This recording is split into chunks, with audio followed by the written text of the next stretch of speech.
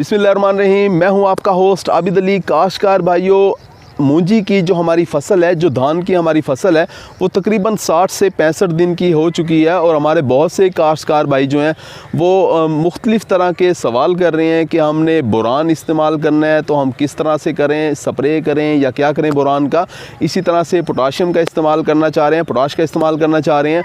कुछ हमारे काश्तकार भाई जो हैं वो पत्ता लपेट सुंडी आई हुई है, उसके लिए भी स्प्रे करना चाह रहे हैं। इसके अलावा जो है वो फंजीसाइड के बारे में भी सवाल कर रहे हैं कि हमने फंजीसाइड का स्प्रे भी करना है, मार्केट में कौन सा फंजीसाइड अच्छा आ रहा है उसके बारे में बता दें, और क्या हम ये जो सारी की सारी स्प्रे हैं वो इकट्ठी भी हम कर सकते हैं मिक्स करके, और इनकी कितनी मिकदार करनी है, किस वक्त करें फसल के ऊपर। तो काश्तकार इस तरह के बहुत से सवालात इकट्ठे हो रहे हैं। हमने सोचा कि आपको एक वीडियो बना के इन तमाम सवालात के जवाब उसमें दे दें। वीडियो आखिर तक देखिएगा। अगर आपने हमारा चैनल सब्सक्राइब नहीं किया तो चैनल को फ़ौरन सब्सक्राइब कर दें, साथ में बेल के बटन को दबा दें ताकि फसलों के मुतालिक हमारी जितनी भी वीडियो होती हैं वो आपको बर वक्त मिल सकें। काश्तकार भाइयों, सबसे पहले वन बाई वन हम आएंगे। सबसे पहले पोटाश की अगर बात की जाए कि पोटाश जो है, इसकी पहले अफादियत की बात करेंगे कि पोटाश डालना ज़रूरी क्यों है।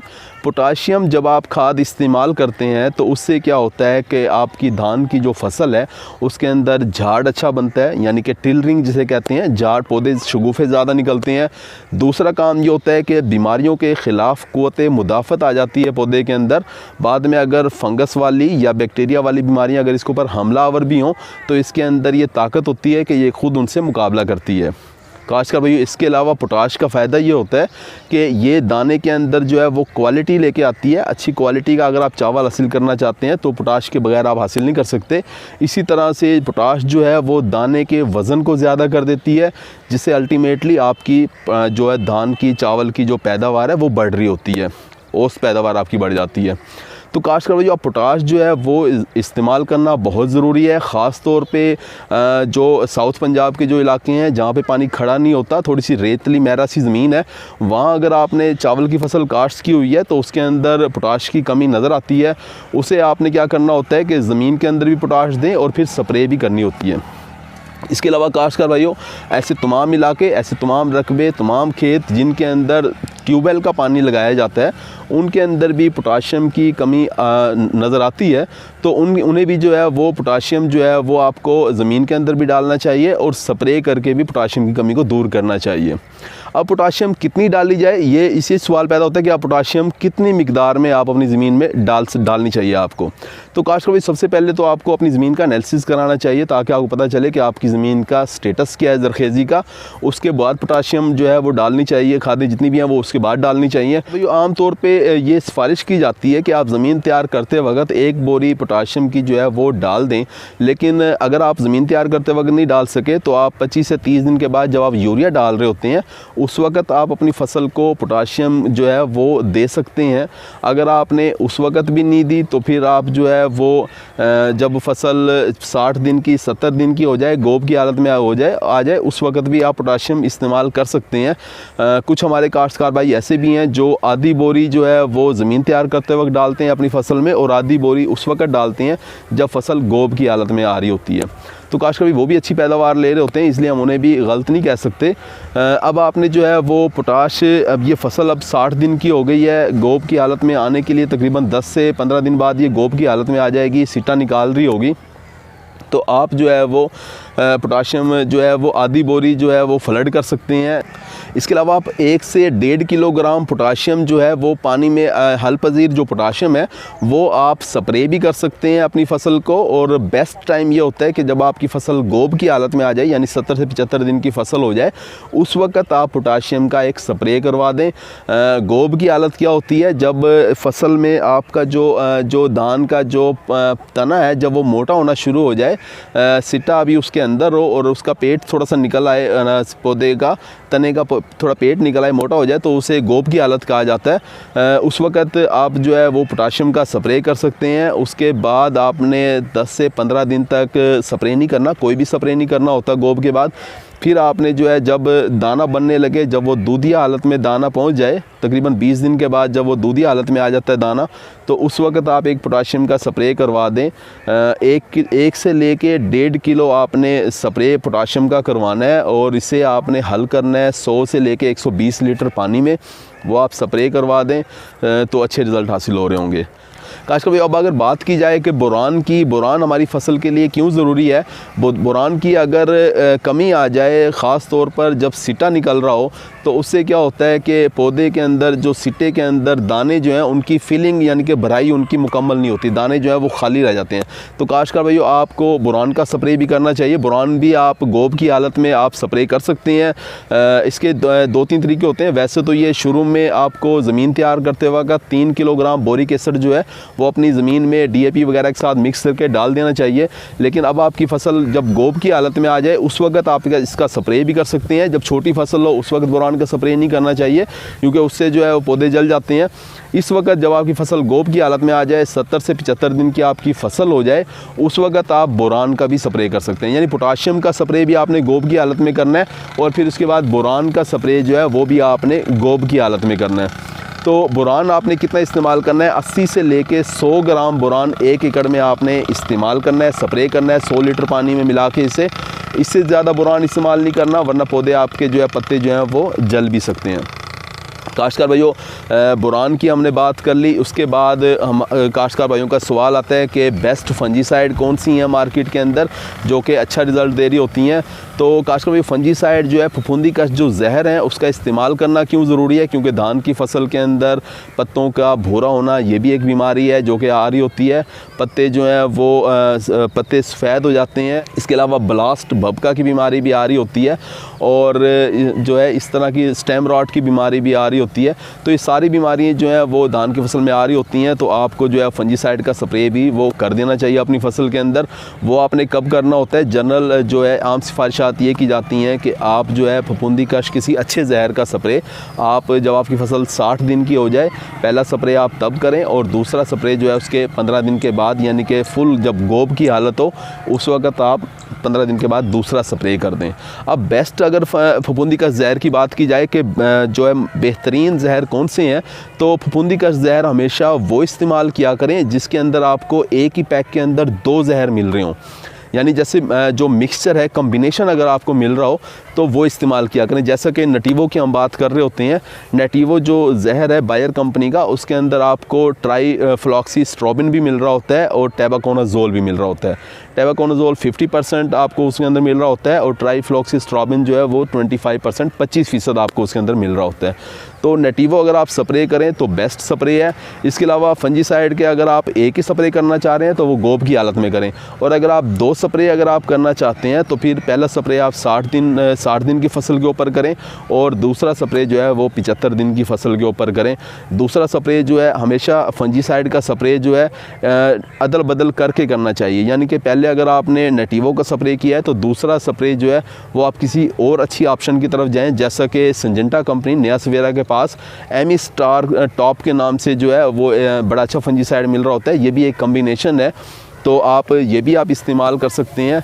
इस काश्तकार भाइयों नेटिवो जो है वो 65 ग्राम फी एकड़ के हिसाब से आपको स्प्रे करना चाहिए और एमी स्टार जो है वो 200 ml फी एकड़ के हिसाब से आपको स्प्रे करना चाहिए अपनी फसल के अंदर। काश्तकार भाइयों इसी तरह से पत्ता लपेट सुंडी है, उसका भी आजकल बहुत ज़्यादा शदीद हमला देखने में आ रहा है। अगर आपको ज़्यादा उसका हमला, यानी कि आपको एक पौधे के ऊपर अगर 2 पत्ते आपको मुतासरा नज़र आ रहे हैं, हमला शुदा नज़र आ रहे हैं, तो फिर आप स्प्रे करें। काश्तकार भाइयों पत्ता लपेट सुंडी को कंट्रोल करने के लिए आप लैम्डा सहेलोथ्रिन जहर का भी इस्तेमाल कर सकते हैं, उससे भी आप बड़ा अच्छा कंट्रोल हासिल कर सकते हैं। 250 ml फी एकड़ के हिसाब से अगर आप स्प्रे करोगे तो पत्ता लपेट सुंडी कंट्रोल हो जाएगी। इसके अलावा आप बाइफेंथ्रिन का स्प्रे भी कर सकते हैं, 300 ml फी एकड़ के हिसाब से अगर आप स्प्रे करोगे तो पत्ता लपेट सुंडी को आप कंट्रोल कर लोगे। इसी तरह से आप कोराजन जो है इसके अंदर क्लोरेंट्रा नीलीप्रोल जहर होता है, वो भी आप अगर 50 ml फी एकड़ के हिसाब से अगर आप स्प्रे करोगे तो आप पत्ता लपेट सुंडी को कंट्रोल हासिल कर लोगे। काश्तकार भाई अब ये आपके 3-4 जहर जो हैं वो इकट्ठे हो गए, क्योंकि एक ही वक्त में आप पोटाश भी स्प्रे करना चाह रहे हैं, बोरान भी स्प्रे करना चाह रहे हैं, आप पत्ता लपेट सुंडी के लिए भी जहर स्प्रे करना चाह रहे हैं और आप फंजीसाइड का जहर भी फंजीसाइड भी आप स्प्रे करना चाह रहे हैं। तो अब सवाल ही पैदा होता है कि क्या आप ये अलग अलग करोगे या इन सब को मिक्स करके भी आप स्प्रे कर सकते हैं। काश्तकार भाइयों बिल्कुल आप स्प्रे कर सकते हैं, इन चारों जहरों को आप मिक्स करके स्प्रे कर सकते हैं। काश्तकार भाइयों आपने जो एक एहतियात एहतियात ये करनी है, जब आपको 2 3 4 ज़हर जब आपको इकट्ठे स्प्रे करना हो तो आपने एहतियात ये करनी है कि आपने महलूल अलग अलग तैयार करनी है, अलग अलग बाल्टियों में तैयार करें। यानी हर बाल्टी के अंदर आप 6 अगर आप 6 टैंकियाँ लगाते हैं 1 एकड़ के अंदर, तो आप 6 लीटर पानी हर बाल्टी के अंदर लें और उसके अंदर अलग अलग से महलूल तैयार करें। यानी आप पत्तल पेट सुंडी का जो जहर है उसका अलग महलूल तैयार करें, पोटाशियम का अलग महलूल तैयार करें, बोरान का अलग करें और फंजीसाइड का अलग करें। फिर उसके बाद आपने क्या करना है कि 1 लीटर जो है आप उनमें से लें और टैंकी के अंदर डाल के फिर टैंकी को मिक्स करें टैंकी के अंदर और उसे स्प्रे करवा दें। अब सवाल ही पैदा होता है कि आप इसे शुरू में क्यों नहीं मिक्स कर रहे, जबकि बाद में भी तो आप टैंक के अंदर मिक्स ही कर रहे हैं। शुरू में हम इसलिए मिक्स नहीं कर रहे क्योंकि आप जो है जो देखें आप पहले अगर आप अलग अलग जब आप इसका महलूल तैयार करते हैं तो जब टैंक में आप मिक्स करते हैं तो बहुत थोड़ी टाइम के लिए आप मिक्स कर रहे हैं, 5 मिनट 7 मिनट 10 मिनट के अंदर आप उसे स्प्रे कर दोगे तो इसका कोई इतना ख़ास जो है वो मसला नहीं होता। लेकिन अगर आपने शुरू में ही अगर आपने सबको इकट्ठा किया और उसके बाद आपने 2 घंटे तक स्प्रे नहीं की तो वो इतना अच्छा नहीं होता। काशकार भाई पोटाश का, बोरान का, फंजीसाइड वगैरह का आप स्प्रे जो है वो इकट्ठा करके स्प्रे कर सकते हैं अपनी फसल के ऊपर। जो बेस्ट टाइम है कि किस वक्त आपको अपनी फसल के ऊपर स्प्रे करना चाहिए वो है गोब की हालत में। जब आपकी फसल गोब की हालत में हो, जब तना मोटा हो रहा हो, सीटा उसके अंदर हो तने के अंदर, वो बेस्ट टाइम है कि बेहतरीन वक्त है कि आप अपनी फसल के ऊपर स्प्रे कर दें ताकि आपका जो है वो दाना जो है वो भरपूर ताकत के साथ निकले और उसे बीमारियां भी ना लगें, दाना ख़राब भी ना हो, उसकी क्वालिटी भी बेहतर हो और आप अच्छी पैदावार भी हासिल कर सकें। तो काशकार भाई जब आप बूटिंग स्टेज, जिसे इंग्लिश में बूटिंग स्टेज कहा जाता है, गोब की हालत में जब आप स्प्रे कर दोगे तो उसके बाद आपने 15 दिन तक जो है वो बिल्कुल स्प्रे नहीं करना, कोई भी स्प्रे ना करें, खेत में बिल्कुल भी दाखिल ना हो। क्योंकि बूटिंग स्टेज के बाद जब आपका सिट्टा बाहर निकल रहा होता है तो 2 से 3 दिन के अंदर आपके तमाम खेत के अंदर जो है वो सिट्टे बाहर निकल आते हैं, मुंजर जो है वो बाहर निकल आती है। उसके बाद फिर उसके ऊपर मुंजर के ऊपर बूर आ रहा होता है और बूर से बाद क्या होता है कि बूर जो है वो पोलिनेशन की तरफ जाता है, यानी कि नर हिस्सा और मादा हिस्सा इनका आपस में मिलाप होता है और उसके बाद फिर दाने बन रहे होते हैं। तो काशकार भाइयों आपने स्प्रे करने के लिए या किसी भी मकसद के लिए आपने खेतों में बिल्कुल भी नहीं जाना। आपने 7 दिन तक जो है वो बूर का अमल जारी रहता है, पोलिनेशन का अमल 7 दिन तक होता रहता है। तो 7 दिन तक आपने जो है वो खेतों में नहीं जाना ताकि जो है दाना अच्छे तरीके से बन जाए।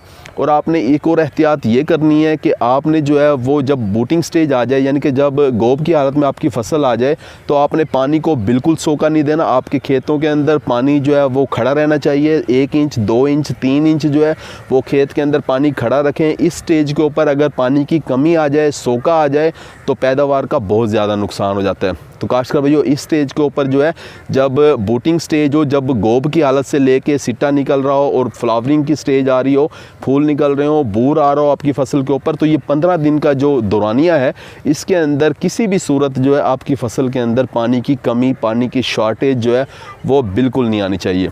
और आप इसके अंदर खेतों के अंदर भी दाखिल ना हो, क्योंकि जब आप खेत में दाखिल होगे स्प्रे करने के लिए तो उससे आप पौधों को हिलाओगे जिससे पोलन जो है वो गिर जाएंगे और जो है वो दाना जो है वो बन नहीं सकेगा, पैदावार का नुकसान हो रहा होगा।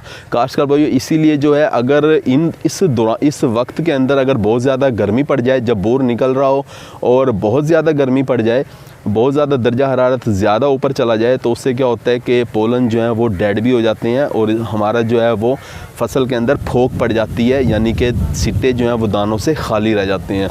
तो काशकार भाइयों अगर आप अपने सिट्टों को दानों से भरना चाहते हैं तो फिर आपने क्या करना है, गोब की हालत के बाद आपने पानी लगा के रखना है, 15 दिन तक पानी आपने खड़ा करके रखना है। पोटाशियम का स्प्रे करें, बोरान का स्प्रे करें, फंजीसाइड का स्प्रे करें। इसके बाद जो है काशकार भाइयों अब आ जाता है, अब आपने जो है वो पोटाशियम का जो दूसरा स्प्रे आपने करना है वो आप जब दाना बन रहा हो, दाने के अंदर जो है वो जब दूधी हालत में दाना आता है, थोड़ा सा आप उसे दबाएंगे दूध निकलेगा, उस हालत में जब आ जाए, ये तकरीबन बूटिंग स्टेज के जो है 20 दिन के बाद ये स्टेज आ जाती है। तो 20 दिन के बाद जो है वो पोटाशियम का आप दोबारा से एक स्प्रे कर दें, आपकी जो है वो सिट्टा जो है वो भरपूर ताकत के साथ दाना बनाएगा। दोस्तों अगर पोटाश की बात की जाए तो एफएमसी के पास एक बहुत ही अच्छा प्रोडक्ट है, कैटालिस्ट के नाम से वो दे रहे होते हैं। उसके अंदर 30% जो है वो हल पजीर पोटाशियम इसके अंदर, इस प्रोडक्ट के अंदर पाई जाती है। वो अगर आप 1 लीटर जो है वो अपनी फसल के ऊपर गोब की हालत में स्प्रे करवा दें उसके बड़े अच्छे रिज़ल्ट आ रहे होते हैं। दूसरी, अगर आप एप्लीकेशन करना चाहें तो उसकी आप जो है वो जब आपका जो धान की फसल है चावल दूधी हालत में आ जाए, दूसरा स्प्रे आप तब कर दें तो काश्तकार भाई जो हैं वो काफ़ी ज़्यादा मुतमईन नज़र आते हैं इस प्रोडक्ट के साथ। काश्तकार भाई, इसके अलावा अगर बात की जाए कि मार्केट के अंदर बोरान कौन सा बहुत अच्छा मिल रहा है, तो एंग्रो का जो बोरान है जोरान के नाम से आपको मिल रहा होगा। ये 20% इसके अंदर बोरान होता है, तो ये आप स्प्रे कर सकते हैं 80 से लेके 100 ग्राम फ़ी 100 लीटर पानी में हल करके। ये भी आप स्प्रे करवा दें गोब की हालत में, तो इसके भी बड़े अच्छे रिज़ल्ट हासिल हो रहे होते हैं। दोस्तों, उम्मीद है कि वीडियो आपको अच्छी लगी होगी। अगर अच्छी लगी है तो इसे दूसरे काश्तकार भाइयों से शेयर लाजमी कर दिया करें। अपना ख्याल रखिएगा। अल्लाह हाफिज़।